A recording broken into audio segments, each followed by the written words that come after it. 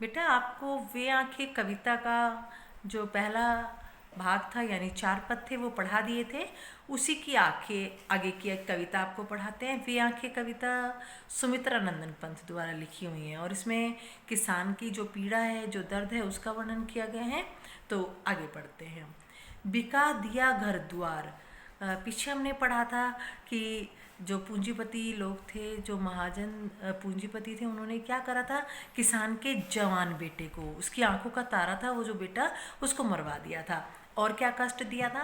बिका दिया घर द्वार, महाजन ने ब्याज की कौड़ी छोड़ी। कि महाजन जो लोग किसानों को ब्याज में पैसा देते थे, तब किसान पैसा नहीं लौटा पाया तो महाजन ने क्या करा, उसका घर बिकवा दिया। एक एक कौड़ी, एक एक पैसा वसूल लिया उससे।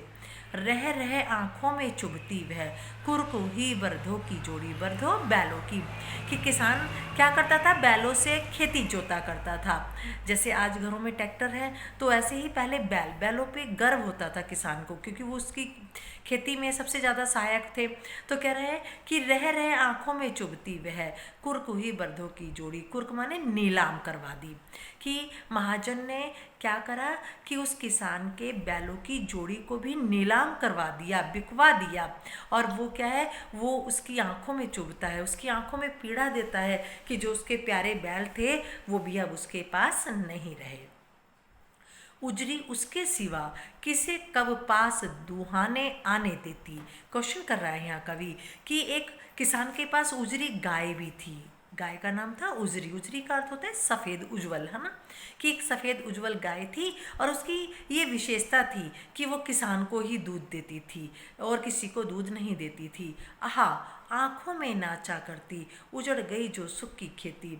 कह रहे हैं कि उसकी जो गाय थी उसको भी बिकवा दिया, जो उसके सिवाय किसी और को दूध नहीं दिया करती थी, जो आहा आंखों में नाचा करती।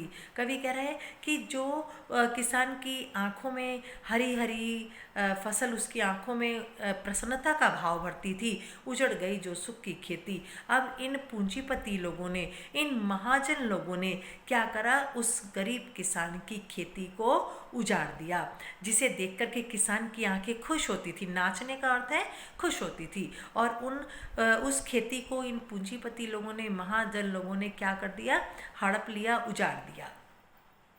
बिना दवा दर्पण के घर ने सवरक चली आंखें आती भर।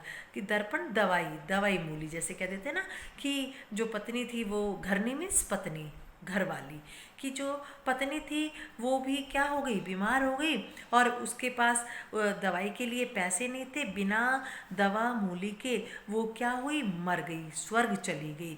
और आज जब वो किसान याद करता है अपनी पत्नी को तो उसकी आंखों में आंसू आ जाते हैं।